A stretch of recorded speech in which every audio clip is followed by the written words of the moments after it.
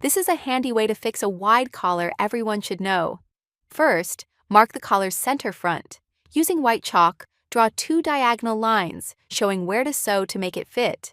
Sew from bottom to top with white thread, keeping stitches evenly spaced. Sew along the chalk lines on both sides. Then, gently pull the thread to bring the lines together. Finally, sew the folded edge inside with a regular stitch. Your green sweatshirt collar will fit better without removing anything. This is a basic hand stitch you should definitely learn, so you can easily fix or adjust your clothes without needing help from a professional. First up is a simple yet useful stitch called the overlock stitch, which is commonly used to neatly finish the edges of clothes or pieces of fabric. Be sure to save this helpful tip. Do you know how to finish off a stitch properly? Just sew backward into the middle of the last stitch. Leave a small loop and pass the needle through it. Pull the needle tight. Repeat this one more time to secure the thread firmly. Pull both ends of the thread to opposite sides. Remove the excess thread gently. And that's it. Super easy, right? Starting a stitch is a different step. First, thread the needle. Tie the thread ends tightly so it won't slip while sewing. Remove excess thread at the bottom. Sew from the underside, but don't pull the thread all the way. Leave a short tail. Insert the needle back down at the same point and pull the thread through. Pass the needle through the middle of the loop and pull tight. Continue sewing from underneath at the same spot, pulling the thread firmly. And just like that, your first stitch is done. Balance the thread ends. The torn fabric is marked to show where to stitch. Sew along the lines. Start left, move the needle right, and sew upward a short distance. Repeat. When finished, pull the thread through. The tear is repaired. 2 short rectangular fabric pieces are stacked on each other. The top piece has a design drawn on it. Place the fabric into the sewing machine and start sewing along the lines. Do not sew on parts without markings. Move your hand quickly to keep stitches even. Take the fabric out. Fold the gray side out and smooth the fabric flat. Fold both long edges inward and press with an iron to make sharp creases. Do the same for the other side.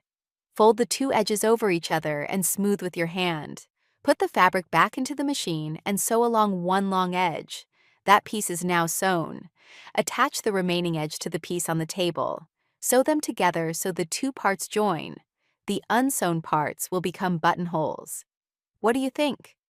This woman is holding a needle and yellow thread to carefully sew on a piece of white fabric. The stitches are placed close together, forming even zigzag patterns. Part of the fabric is folded inward, and she is sewing on the back side of the fabric. She is using the overlock stitch technique to create neat edges for pants or shirts. The repeated stitches form a beautiful, strong, and durable seam. Give it a try. Next is a simple, easy way to start a stitch without tying a knot. Just pull the thread from the needle downward so both thread ends are close to the needle. Pull the thread taut underneath. Sew upward from the underside at the starting point. Pull the thread up and leave a small loop. Insert the needle back down at the stitch point and pull the thread down. Pass the needle through the initial loop and pull tight to pull all the thread out. Sew into the first stitch and sew upward.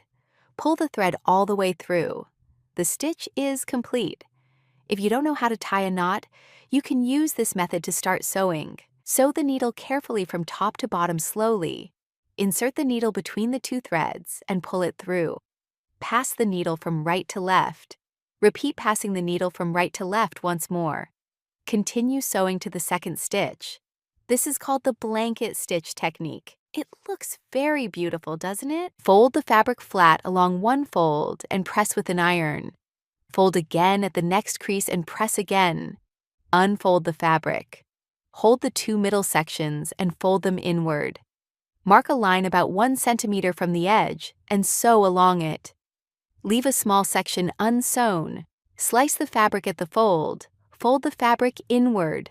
Unfold it. Sew the fold on the front side. Take a piece of black elastic and attach it. Sew a stitch line with a gap wide enough for the elastic. Thread the elastic all the way around and pull it out. Sew the ends of the elastic together. This method works for waistbands or cuffs.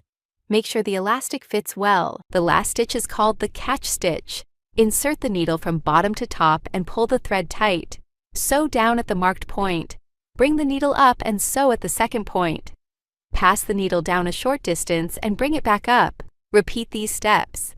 The stitches form a V shape, and when joined, create a zigzag pattern.